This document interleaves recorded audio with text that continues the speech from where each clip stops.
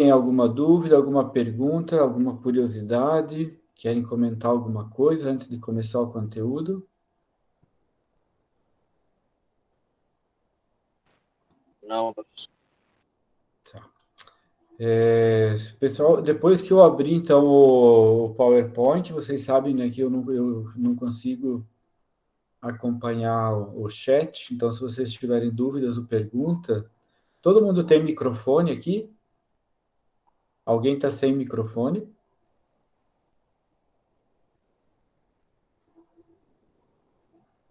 Pelo jeito, todo mundo. Tá, então, tá, Gabriela não tem. Tá, então assim, ó, se vocês ficarem com dúvida, coloquem a pergunta aqui no chat, depois quando eu tiver mais ou menos no meio da apresentação, sei lá, eu saio, dou uma olhada no chat para ver se tem alguma pergunta, tá? E quem tiver microfone, se tiver dúvida no momento que eu estou falando, vocês podem me interromper, tá? Que daí acho que fica mais fácil. Eu vou apresentar o slide, aí vocês só confirmem comigo se vocês estão enxergando, está aparecendo o slide para vocês? Sim. Beleza. Então, eu vou começar com a classe das palavras e depois eu vou especificamente para a função dos tipos de sujeito, tá? Então, vocês fizeram um exercício lá na escola, eu não sei se todo mundo fez já, ou se está lá na pendência para fazer, tá? Quem fez é sobre isso aqui, né? Então, as classes de palavras, quais são, né? E para que elas servem? Então, eu tenho o substantivo e o adjetivo, que formam um grupo que pode ser considerado o grupo dos nomes. Aí eu tenho o numeral, o artigo e o advérbio. Tenho o verbo, conjunção, pronome, interjeição e preposição. Então, qual é a área da linguagem que estuda essas categorias, que estuda essas classes de palavras? É a morfologia. A morfologia, ela se preocupa justamente em estudar as palavras de uma forma isolada, tá? Ela não estuda as palavras na sua interação, no seu contexto, tá? Então,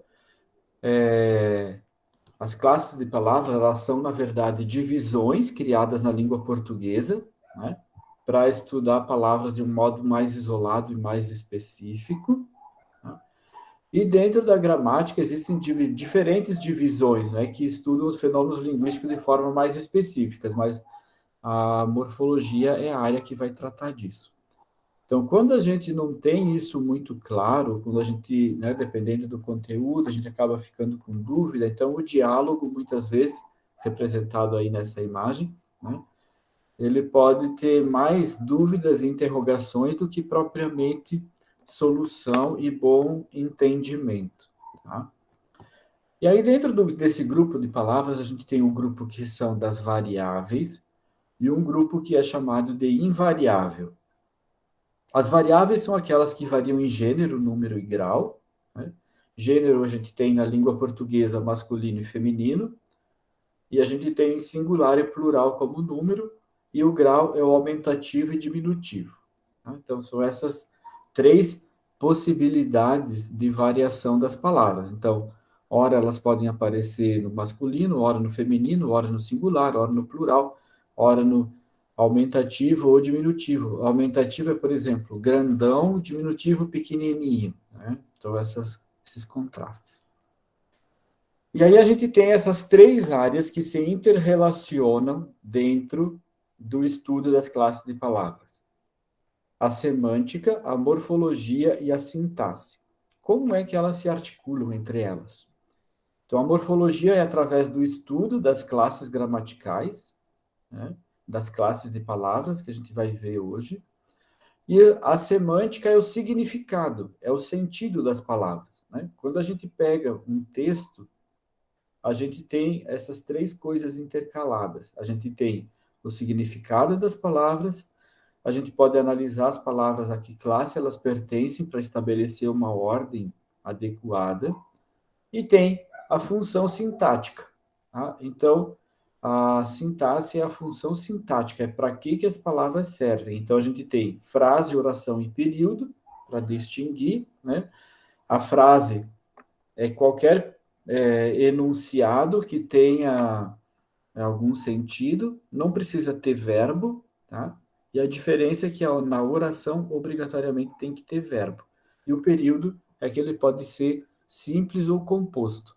Como é que é um período simples? Quando tem um único verbo. Período composto é quando tem dois verbos ou mais, tá? E aí a gente vai diretamente para a primeira classe, que é o substantivo, que ele justamente é a classe de palavras que nomeia os seres, as coisas, as ideias que existem, ou mesmo as ideias das coisas que nós imaginamos, tá? E não precisa necessariamente ser algo que exista, tá? Pode ser algo tipo saci. Saci é um nome, tá? Mas só existe no imaginário das pessoas, pelo menos é o que a gente acredita que é uma imagem folclórica. Dentro do substantivo, a gente tem nome próprio, que é de pessoa e cidade, país, e nome comum, que são o nome das coisas, ok? E aí tem também concreto e abstrato. Abstrato é quando se refere a sentimentos e emoções, né? E os concretos são quando se referem às coisas, literalmente. Por exemplo, uma mesa, um celular, um computador. O artigo, então, esse é o menor grupo de palavras da língua portuguesa, ele é dentro, tem o definido e o indefinido. Então, o, a e o plural, um e uma e o seu plural. Tá?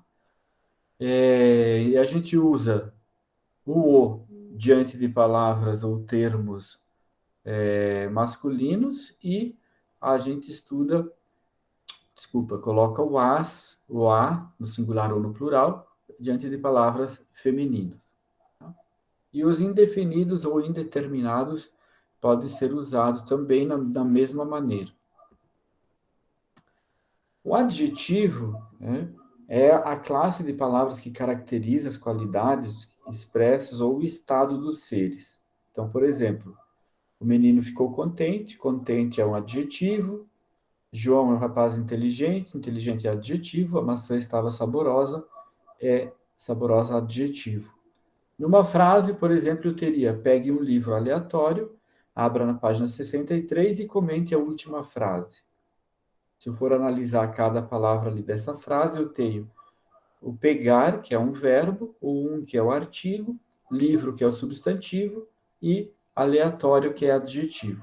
E aí depois algumas coisas se repetem, né? Abra é o verbo, o na é a preposição, que a gente ainda não chegou lá, página é um substantivo, 63 é um numeral, o e é uma conjunção, comentar é um verbo, o a é o artigo, última é um advérbio e frase é um substantivo. Tá? Então, todas as palavras dentro de um texto, né, eu peguei um texto pequeno justamente porque a gente pode passar 3, 4 horas analisando um texto, né, e a gente não consegue, muitas vezes, chegar no final. Mas todas as palavras da língua portuguesa podem ser classificadas em uma dessas categorias. O numeral, então, é a palavra que ele exprime uma quantidade definida, né? Ou uma quantidade exata de seres, né? De pessoas, de coisas, de objetos, ou uma posição, né? Por exemplo, numa tabela de classificação dos times de futebol, a gente tem lá primeiro, segundo, terceiro, até chegar no último, tá? Então, isso quem indica é o numeral. A gente classifica as palavras que ocupam, indicam uma posição como numeral. Então, aqui eu tenho, quero um refrigerante, por favor. Um indica uma quantidade, tá? O dezenas e o 32º aniversário. Então, são os números que indicam determinadas ou seres, né, ou quantidade. E aí a gente tem o pronome, que é uma palavra que substitui ou acompanha um substantivo, né? Então, eu tenho, por exemplo, o eu, o ela, o nós, né? Mas eu vou passar direto aqui para a tabela, porque é um quadro demonstrativo de pronomes, e a gente tem alguns aí para selecionar, e com algumas funções. Existem outros, tá? Não são só esses pronomes.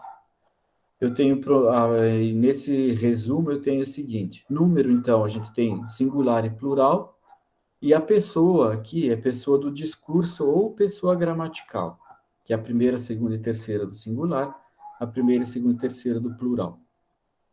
Aí eu tenho singular, o eu, o tu, o ele ou ela, e do plural, o nós, o vós, o eles ou elas. E aí do lado eu tenho os pronomes correspondentes oblíquos, que se refere a cada pessoa do discurso. Então eu posso dizer, por exemplo, para fazer pergunta, você vem comigo? Né? A gente não vai dizer você vem com eu, né? Você vem comigo. Então é um pronome oblíquo, porque que às vezes as pessoas confundem, tipo, esse trabalho é para eu fazer ou esse trabalho é para mim fazer, tá? Então, é só prestar atenção nisso, que o mim nunca conjuga verbo e ele também nunca pode ocupar a função de sujeito da frase, tá? Ou dificilmente ele vai ocupar uma função, ele vai ser sempre o complemento ou do verbo, ou do nome, ou de alguma coisa, mas não vai ser o sujeito da frase, tá? E isso acontece com toda essa última coluna aí dos oblíquos, tá? E tem uma ordem, né? Por exemplo, o me, o te, o se, né? Olha a diferença do pronome reto no nós e no vós. O nós é o reto e o nos, sem acento, é o oblíquo, tá? Então, quando a gente escreve, mesmo no WhatsApp, se eu quero distinguir, que eu quero colocar nós, tem acento, e o nos não tem acento. Então, por exemplo, o nos pode ser colocado, você vem conosco, tá? Ou você vem com nós, tá? A gente vai usar sempre o conosco quando é no final da pergunta. Ou seja, cada um deles tem uma função, tem uma razão de existir, tá? Pode ser um conteúdo um pouco abstrato, mas é isso mesmo. Ele é um conteúdo que, embora seja abstrato, tá? Na hora que a gente vai utilizar e escrever as frases, tá? Principalmente para o pessoal que está pensando em fazer redação de Enem ou coisa assim, mais para o final do ano, né? Então, essas questões são importantes na hora de organizar uma frase. O verbo, então, na verdade, é uma palavra que por si só exprime um fato.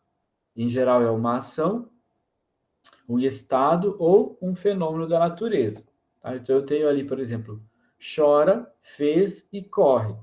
São 3 ações, tá? Mas eu posso colocar, por exemplo, entardecer, né?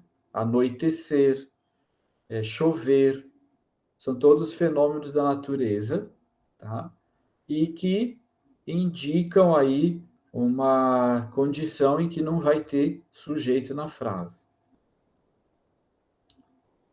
Agora, a preposição, então, é uma palavra invariável que liga duas outras palavras, tá? Ela estabelece uma relação determinada e uma relação de sentido e também de dependência, né?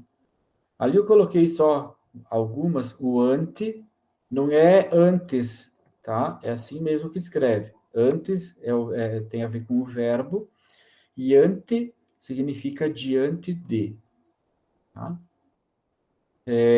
O até, o contra, e ali embaixo tem o a, tem o após e tem o para. O de, né? Por exemplo, se eu disser carro de madeiras, tá? O de liga carro a madeira, tá? Relações de sentido, então, relações de sentido. O de ali no meio está fazendo uma referência a qual relação que se estabelece entre essas duas palavras, tá? Ali aparece o a na frase, o documento foi entregue a ele, tá? Eu poderia substituir esse a por para. Tá? Então, quando eu posso fazer isso, é porque eu tenho evidências de que o a não é o artigo feminino, mas sim a preposição. Então, a letra a na língua portuguesa pode ter mais de uma função. Ela pode servir de pronome oblíquo, né? Se você olhar lá naquela tabelinha que eu mostrei agora há pouco, na terceira pessoa, se, si, consigo, o, a e lhe, tá? Ele pode ter essa função também de pronome, e ele pode ter a função de artigo, e ele pode ter a função de preposição. Tá? Interjeições. Então, interjeições são palavras que expressam emoções, reações psicológicas, tá? Em geral, sentimentos também, né? Só que de uma forma mais instantânea e também mais intensa. Então, por exemplo, ali, ó, psiu, olhe para cá. Olá, me chamo Roberta. Então, e ali em cima tem coragem, puxa, silêncio. Então, são expressões que sempre devem ser acompanhadas desse ponto de exclamação. Tá? Esse ponto de exclamação é a marcação da interjeição.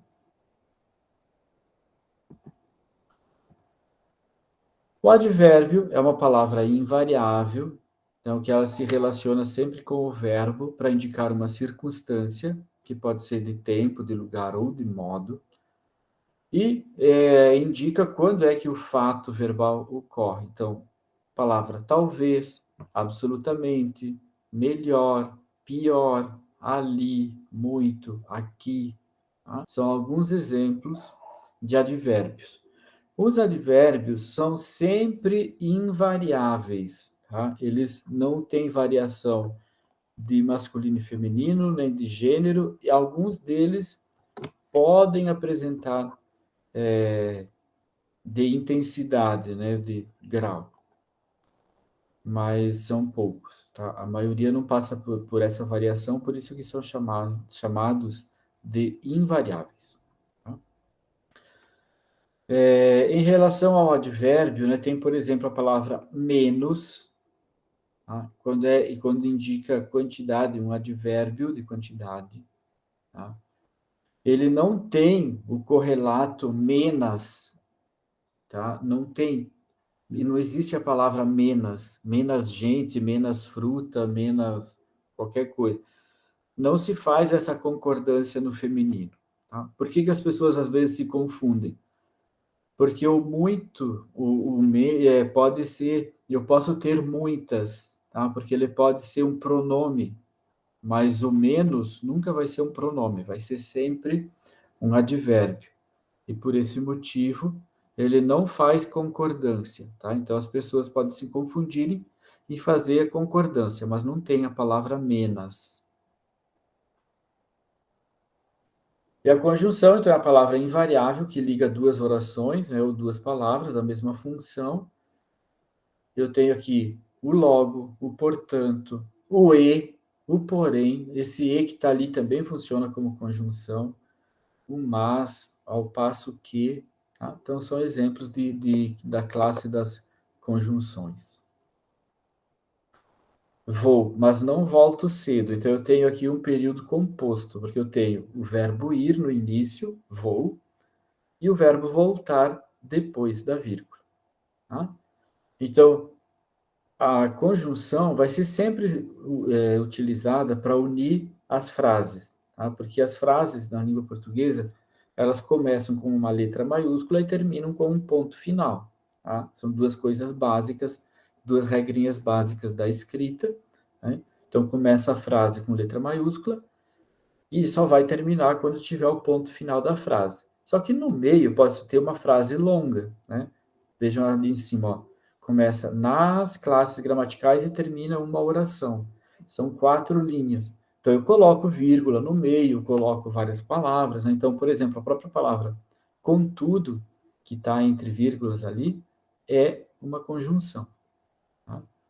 Ele queria ir à praia, mas estava chovendo. Então, tem o verbo querer ir na primeira parte e tem o verbo estar, tá? na segunda parte. Tá? E aqui esse resumo, eu coloquei essa tabela lá na atividade, justamente para vocês, antes de resolverem os exercícios, olharem para essa tabela. Tá? Isso é o máximo que dá para resumir de cada uma dessas classes. Então, o substantivo, recapitulando, né? É aquilo que nomeia os seres, os sentimentos, as sensações. Tá? Deixa eu ver que tem alguém aqui me chamando para entrar.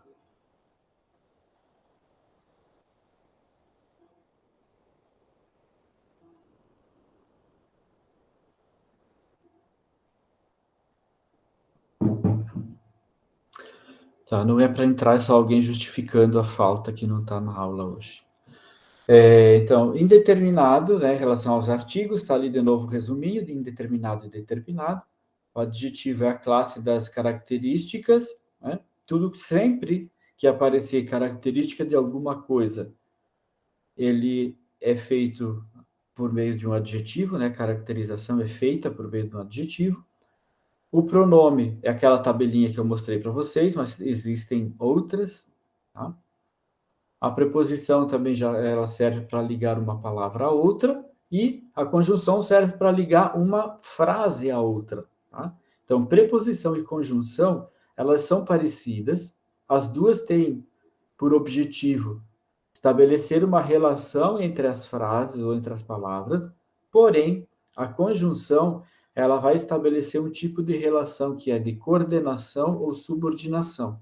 A gente vai ter aulas só para essa aí, só para conjunção, para período, oração, período composto, coordenado e subordinado. Tá? E a interjeição, então, vocês provavelmente não vão encontrar interjeição lá no texto, é a pergunta 10 da atividade com o texto, não tem interjeição lá dentro. Por que que não tem? Porque como é uma palavra que expressa emoção ou sentimentos, ela é mais utilizada no conto narrativo, ou seja, quando se conta uma determinada história em que as personagens dialogam ou conversam. O texto da atividade não é um texto de literatura. É um texto que discute a questão da educação e o uso da tecnologia. Tá? Então, por isso que não tem interjeição no texto. Os verbos, então, a palavra que expressa ação ou estado, é a palavra que tem, junto com o substantivo, a maior quantidade. Tá? Então, todas as frases do texto lá, vocês vão encontrar pelo menos um verbo em cada frase. Tá? E o numeral, então, expressa a quantidade e frações ou múltiplos ou ainda ordem. Então, tenho, por exemplo, 3 quartos, né, 2 quintos, etc. O dobro, o triplo, tá? Isso são múltiplos. Deixa eu ver se tem alguém pedindo para entrar. Não. Pessoal, até aqui, eu estou olhando o chat agora, eu vi que não tem nenhuma pergunta, tá? Então, essa foi a primeira parte. Alguém tem alguma dúvida, alguma pergunta? Vocês conseguiram fazer a atividade ou ainda não fizeram?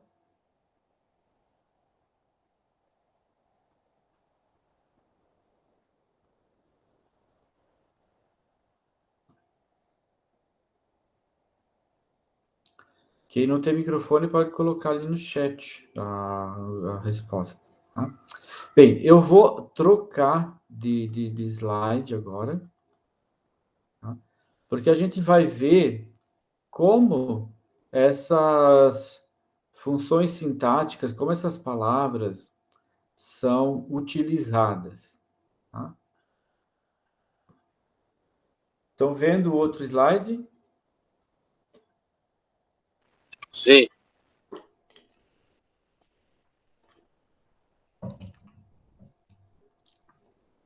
Então, vocês sabem, né, que todas as frases, todas as orações da língua portuguesa e das outras línguas também, né, elas são compostas por palavras organizadas de tal modo que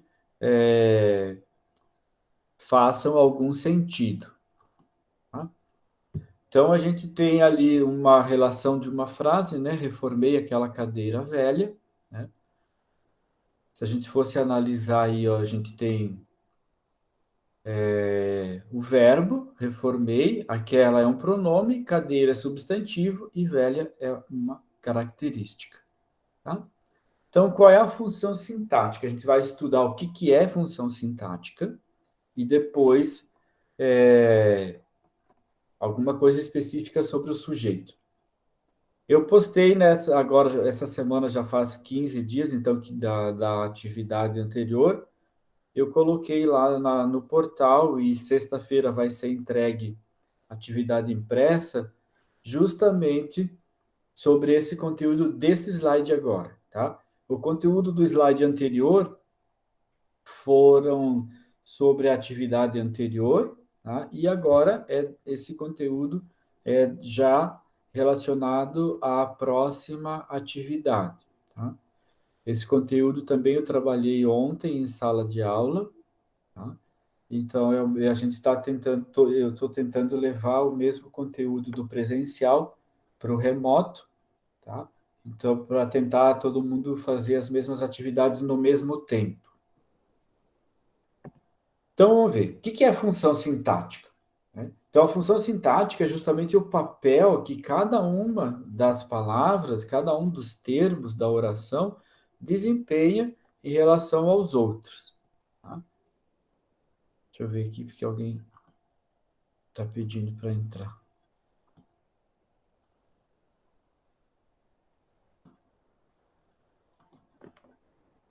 Então, e aí a gente tem, né, dentro da função sintática, os termos essenciais, que são justamente o sujeito e o predicado. Aí tem alguns termos integrantes, que são os termos intermediários, né, que é o complemento verbal, o complemento nominal e o agente da passiva. A gente vai futuramente estudar um pouco melhor cada um deles, tá? E os termos acessórios são justamente chamados de acessórios porque são os menos importantes da frase. E eles podem aparecer ou podem não aparecer. Então, o adjunto adverbial, o adjunto nominal, aposto, vocativo e tal. Então, nem sempre esses termos aparecem nas frases, nas sentenças. Agora, os termos essenciais, que é o sujeito e o predicado, esses sim, eles sempre aparecem numa frase. Tá? Eu vou colocar esse exemplo aqui, ó, pessoal. No Brasil, nosso amado país, alunos e professores protestam contra a falta de condições educacionais. Se eu fosse analisar todas as partes, não apenas o sujeito, tá? Ficaria da seguinte maneira. Então, eu tenho o sujeito, é quem pratica a ação, então quem é que faz protesto? Os alunos e os professores. Tá? Qual é o predicado? O predicado é o que eles fazem. Né? Eles protestam contra a falta de condições educacionais. Aí, o que é o complemento verbal? É aquilo que completa o sentido do verbo. Então, qual é o verbo? Protestar. Protestam contra o quê? Contra a falta de condições educacionais. Então, o complemento verbal é contra a falta, complemento nominal é condições, de condições, adjunta adverbial é no Brasil, adjunta nominal educacionais, aposto nosso amado país e vocativo pessoal. O que é tudo isso? Por que o Brasil, que é um substantivo, né? Se a gente analisar lá a palavra isolada na classe das palavras, né? Brasil é um substantivo próprio, é nome de país. Só que a função que ele está exercendo ali na frase, ele não está como sujeito da frase. Tá? Ele está justamente indicando o lugar onde foi que aconteceu o protesto dos alunos e dos professores. Então, quando ele indica o lugar, ele passa a ter a função de adjunto adverbial de lugar. Tá? Então, eu sei que esses nomes todos, talvez para alguns sejam assim, um tanto quanto difícil, tá? Mas é só para vocês saberem que, para a gente conseguir realmente compreender bem um texto, não precisa lembrar de todos esses nomes e tal.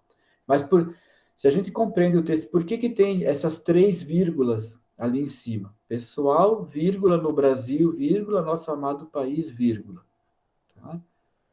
Justamente porque o adjunto adverbial, ele sempre vai ser separado por vírgula, assim como o aposto também vai ser separado por vírgula. O que é o aposto? É uma característica a mais sobre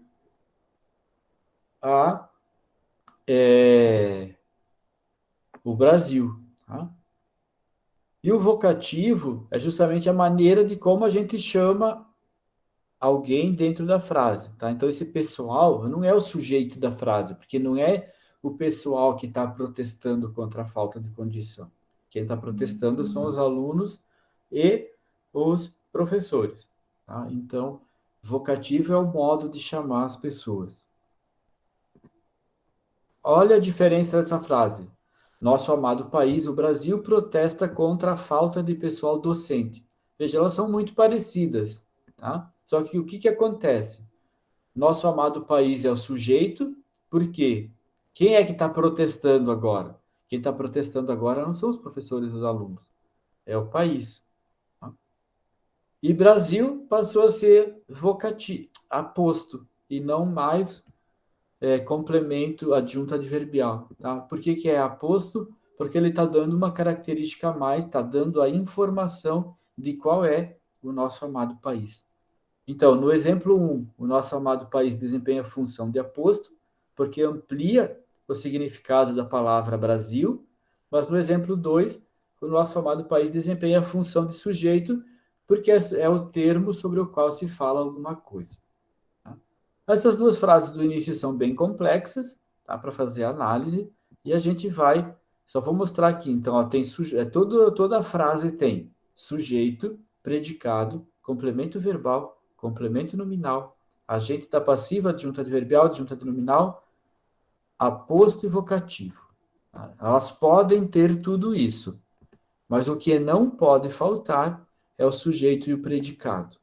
Tá? Então, sujeito e predicado sempre tem que aparecer, senão a gente não vai ter uma frase. É claro que se eu tirar algumas dessas informações, né, eu posso alterar o sentido e o significado da frase.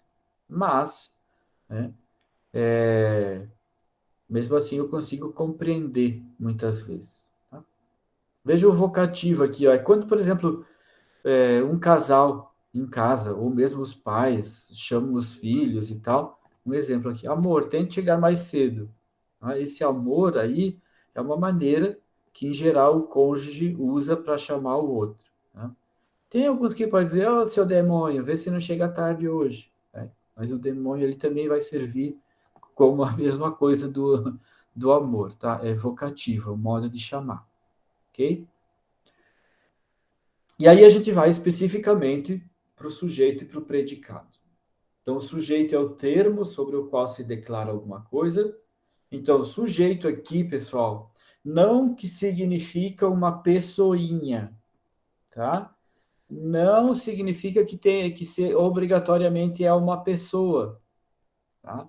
Sujeito se pode ser qualquer termo, qualquer palavra que ocupe essa função, ou seja, que a gente fala alguma coisa a respeito dele. Tá? E o predicado é justamente aquilo que se declara a respeito do sujeito. É a informação dada. Tá? Então, de novo, o sujeito é uma função sintática que indica a pessoa ou o objeto sobre quem se declara alguma coisa.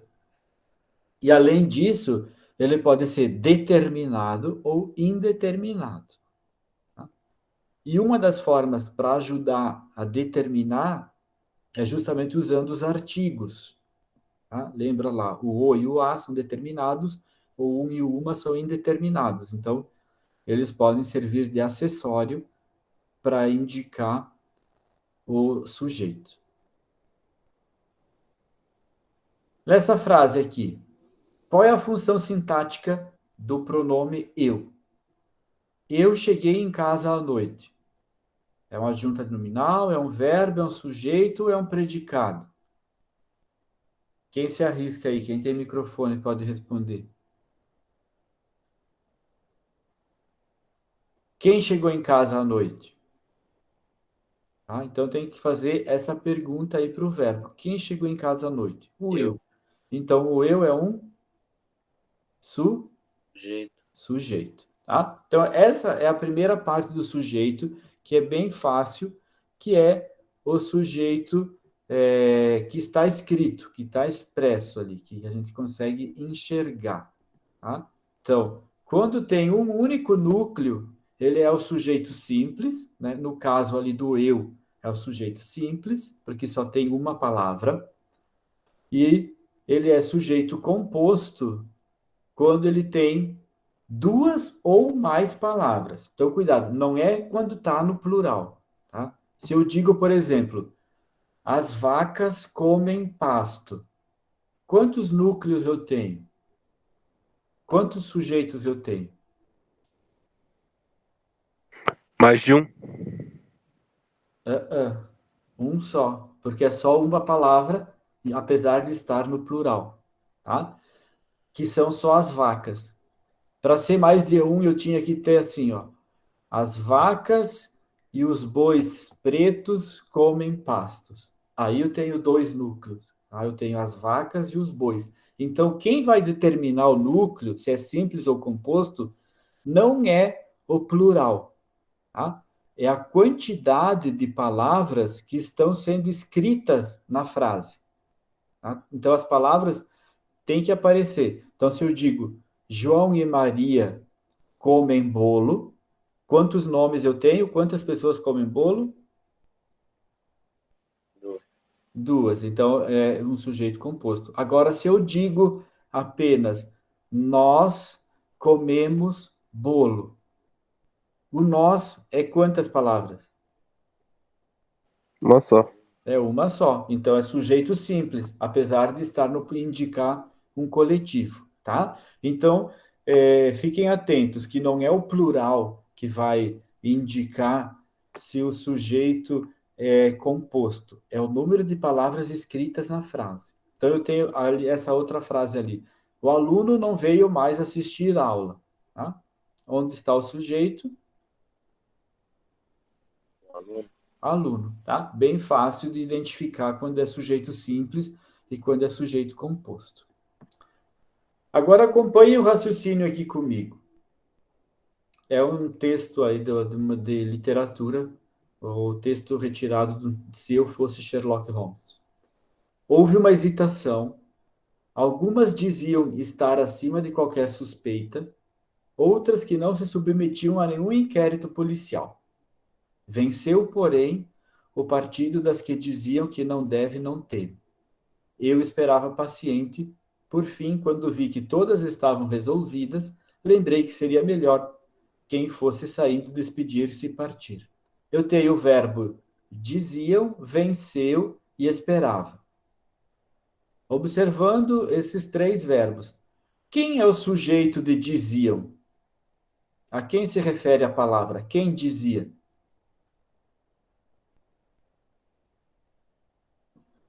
Qual é a palavra que é o sujeito desse verbo aí?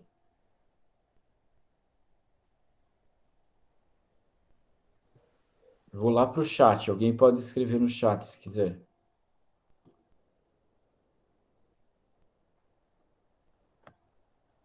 Quem é que dizia ali, ó?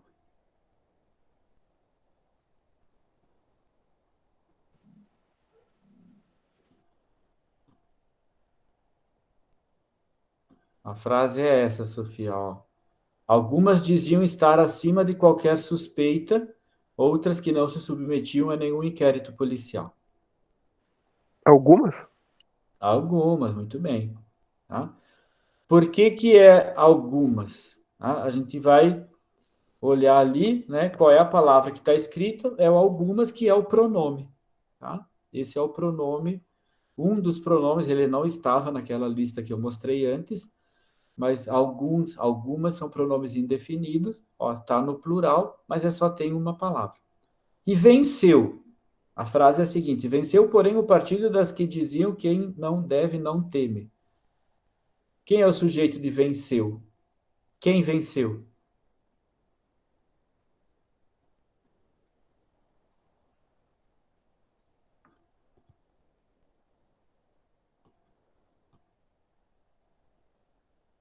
Quem foi que venceu?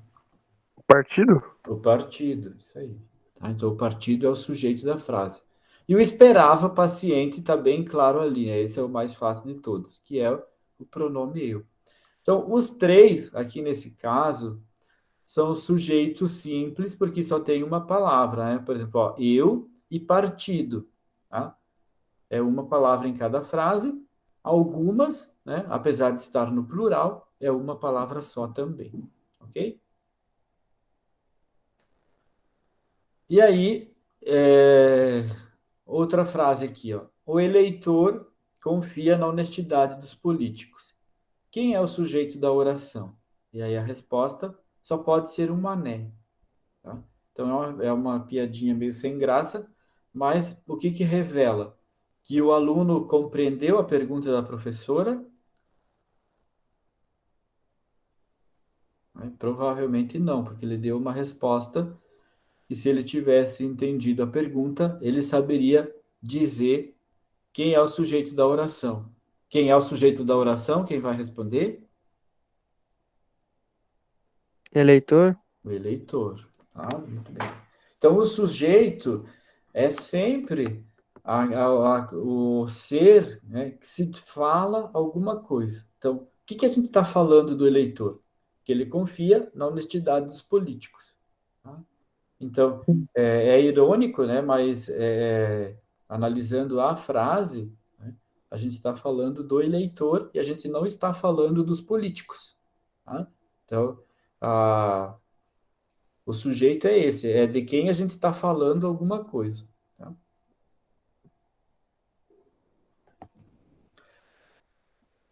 Esse trecho eu vou pular esse daqui, porque esse daqui é muito besta. Aqui, ó. Quando não tem uma palavra que desempenha a função de sujeito, aí agora começa a ficar um pouquinho mais complexo, tá? Mas vocês vão ver que também não é tão difícil assim. Né?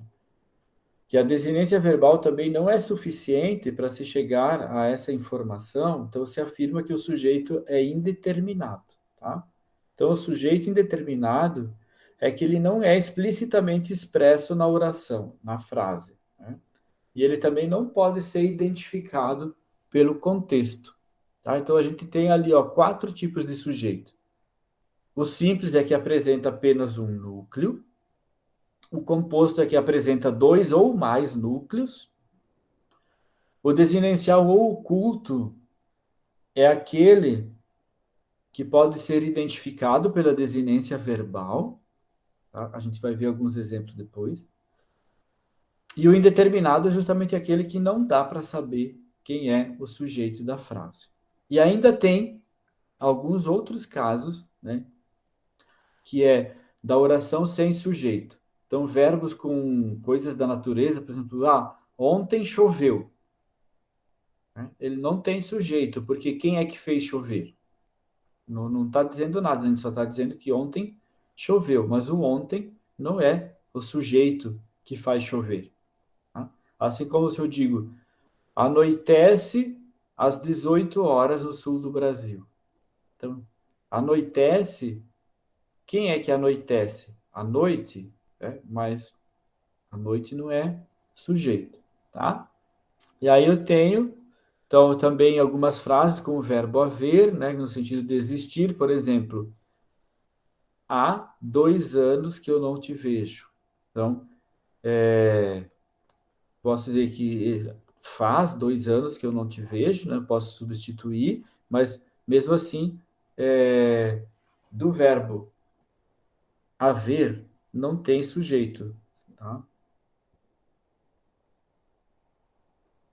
Uma outra maneira, né, de identificar também quando não tem sujeito é quando se usa esse se ali, ó. Uma noite fui convidado por Madame Guimarães para uma pequena reunião familiar. Em geral, o que ela chamava pequenas reuniões Eram reuniões de 20, 30 pessoas da melhor sociedade. Dançava-se, ouvia-se boa música e quase sempre ela exibia algum número curioso. Artistas de teatro, music hall ou circo, que contratava para esse fim. Então eu tenho ali dois verbos: dançava-se e ouvia-se boa música. Quem é que fazia isso? Quem é que dançava e ouvia música? A Madame Guimarães? Então, parece que é ela, né? Mas olha a forma como a frase está escrita. Está dizendo que na casa dela se dançava. Alguém dançava, né? Dançava-se. Mas não dá para saber que é ela. Tá? Então, quando tem esse SE depois do verbo, tá? É porque isso se chama de partícula apassivadora. Essa partícula apassivadora ela serve para não indicar o sujeito da frase. Tá? É uma das maneiras. Então a gente tem aqui, ó, quando é que nós temos sujeito indeterminado, ou seja, quando não dá para saber quem é o sujeito da frase. Em língua portuguesa, há dois modos de indeterminar o sujeito quando não é possível saber quem faz a ação verbal ou quando não se quer explicitá-lo. Um deles é justamente empregar o verbo na terceira pessoa do plural. Se não tiver nada escrito, não tiver pelo contexto, a gente não consegue identificar quem foi. Então a gente tem ali, ó, telefonaram para você ontem, né? A gente vai saber. Ah, mas qual é a diferença, então? Por que que quando é eu, né, é sujeito oculto? E por que que quando é ele, é sujeito indeterminado? Porque o eu sempre vai ser a primeira pessoa. Então, por exemplo, comprei uma bota. Todo mundo vai saber que fui eu, tá? Se eu falo essa frase. Agora, ainda se eu colocasse ali, ó, telefonaram para você ontem. A gente sabe que se refere a eles, tá? Mas eu não consigo identificar quem são eles. Eu não consigo saber quem são eles, tá? Ali, ó, estão ligando de lá desde ontem. Mesma coisa. Quem é que está ligando? Quem estão ligando? Você pode dizer, ah, eles. Mas quem são eles? Não tem como identificar. Ao passo que se qualquer um de vocês disser, ah, eu não entendi, né? Quando você colocar eu não entendi, tanto eu como o professor, quanto os colegas vão saber quem é esse eu. Tá? Então, essa é a diferença. Que na primeira pessoa, quando não está escrito o pronome eu, tá? Ele se chama sujeito oculto. E quando é na terceira pessoa, ele se chama sujeito indeterminado. Tá? Então, por isso, essas quatro colocações aqui, ó. Sujeito simples é que tem apenas um núcleo, tipo, João joga futebol, só tem o João. O composto, posso colocar João e Marcos jogam futebol, então tem duas pessoas. Tá? Mas eu posso colocar também arroz e feijão são alimentos ou são ótimos alimentos. Tá? Então, quem são alimentos ótimos? O arroz e o feijão. Então, eu tenho dois sujeitos. Ali, eu posso colocar também no sujeito simples. A rolha está quebrada. A rolha não é uma pessoa, mas é o sujeito da frase. Porque se eu perguntar quem está quebrada, né, de quem a gente está falando da rolha. Se eu estiver falando de uma comida, do arroz e do feijão, de quem eu estou falando? Do arroz e do feijão. Então, eles são os sujeitos da frase, tá? Então, sujeito não significa que tem que ser uma pessoinha, um serzinho ali, tá? Não é um ser. A outra forma, além do plural, então, é justamente esse SE ali, ó. É chamado de índice de indeterminação do sujeito. Era-se feliz naquele tempo. Quem era feliz? Não sei, a gente não sabe, a gente não consegue descobrir quem era feliz, tá? Precisa-se de detetives. Então, quem precisa de detetive? Detetive não é o sujeito da frase, tá? Porque a gente não está falando dos detetives, a gente está falando de quem precisa do detetive. Só que a gente não sabe quem precisa, tá? Agora, tem uma coisa que a gente pode se confundir com esse se quando aparece, por exemplo, alugam-se cadeiras e guarda-sóis na praia. Tá? Esse alugam-se cadeiras e guarda-sóis, quem é o sujeito da frase?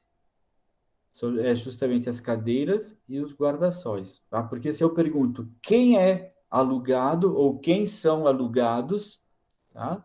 Então, quem são alugados? As cadeiras e os guarda-sóis. Eu não estou perguntando quem aluga. Quem aluga a gente não sabe. Mas como se refere à construção da frase ali dentro, o guarda-sol e a cadeira é o que está sendo alugado.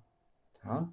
Então tem que cuidar que tem também essas variações aí, e aí talvez seja por isso que as pessoas falam, a língua portuguesa é difícil, né? Porque tem essas. Sempre tem uma regra e tem algo parecido com a regra para tumultuar, né, o meio de campo. Mas sujeito tem muita coisa que vocês já sabem, né? Por isso simples e composto é só uma recordação, e talvez esse indeterminado, sim, seja a parte nova, né, do conteúdo. Tá? E aqui a gente tem um exercício.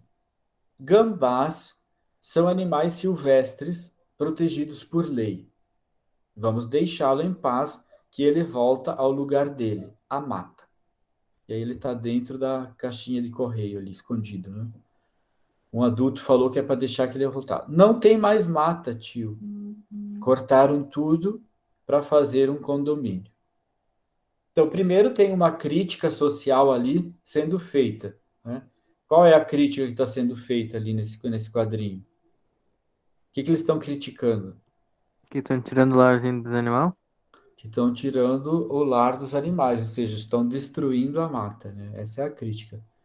Na fala inicial da tira, qual é o sujeito da oração? No primeiro quadradinho, quem é o sujeito?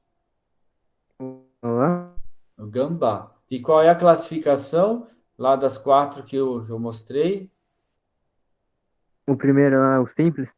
O simples, exatamente. Tá? Então, gambás, embora está no plural, é um sujeito simples porque só tem uma palavra escrita.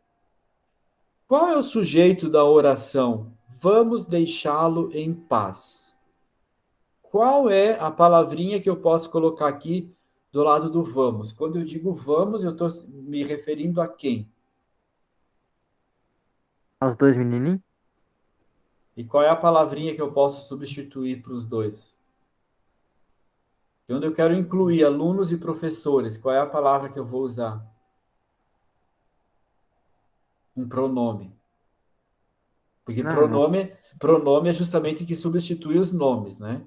Então, vamos deixá-lo em paz. O que eu posso colocar aí? Fala tu Quem, aí. quem é que vamos? É o nós, né? Nós vamos. Então, olha a diferença da outra frase. Cortaram tudo para fazer um condomínio, né? O cortaram tudo para fazer um condomínio já volta lá para o eles, né? Então, qual a diferença do nós e do eles? O nós é primeira pessoa do plural, então como é que eu classifico?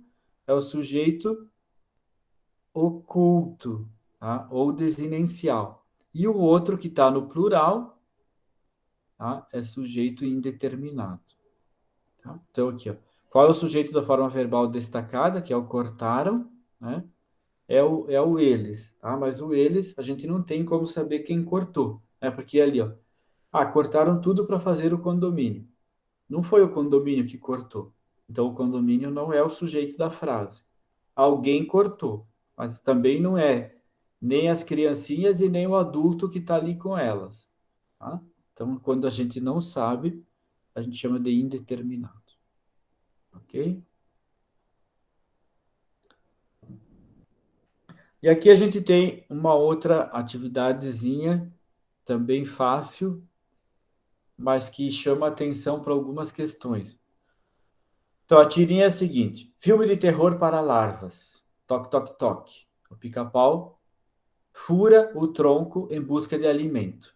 Então, para o pica-pau, a larva é um alimento. Tá? Aí o toque, toque, toque, a porta. Estão batendo. Não abra. Tá? Então, para a visão das larvas aí da minhoca, né, elas estão em casa e sendo importunadas por alguém. Tá? Então, no primeiro quadrinho, como é que a imagem reforça o título? O que que a gente pode ver ali em relação ao título da historinha? Filme de terror para larvas. A expressão dela é de alegria, Medo. medo, tá? Então, o medo da larva expressa isso. O terceiro quadrinho mostra o tronco, que é perfurado, desculpa, pelo pica-pau, mas de um outro ponto de vista. É o ponto de vista de quem? Das larvas. Das larvas, beleza. Por que que a expectativa criada pelo título da tira, em comparação com o que ocorre, de fato na história provoca humor? Se bem que é um humor meio tosco, né? Mas justamente porque a resposta, né, é inesperada, né? Porque para elas é como se tivesse alguém batendo na porta, porém eu nem sabia que casa de larva tinha porta, né? Então, no segundo quadrinho, o texto é atribuído a quem? Esse aí onde tem o pica-pau fazendo o toque-toque. Tem uma frase ali: o pica-pau fura o tronco em busca de alimento. Essa frase, quem é que diz? São as larvas? São o pica-pau? É o pica-pau? As larvas? Não. Nem larva, nem pica-pau. É o narrador, tá? Então tem um narrador ali na história. Como é que a gente sabe que tem um narrador? Porque a fala das personagens, em geral, vem indicadas por balãozinho de fala, tá?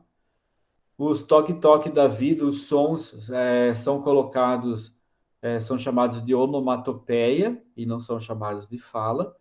E justamente o quadradinho é quando é o narrador falando, tá? Então vejo que as histórias em quadrinhos, elas não precisam ser muito longas, mas elas têm vários componentes, né? Que é a fala das personagens, a fala do narrador, né?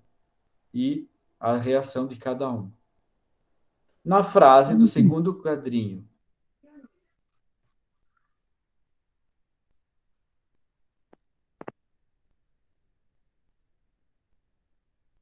pica-pau fura o tronco em busca de alimentos. Qual dessas palavras é o verbo?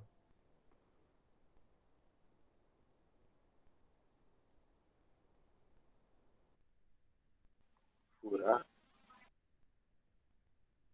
Eu não sei, não.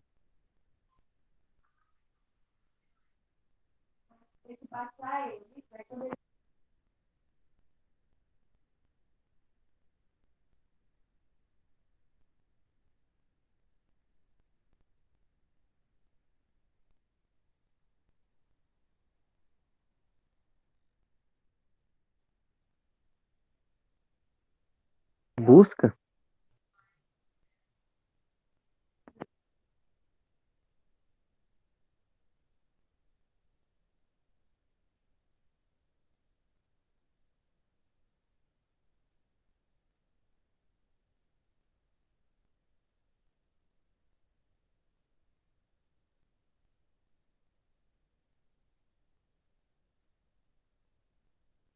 Ih,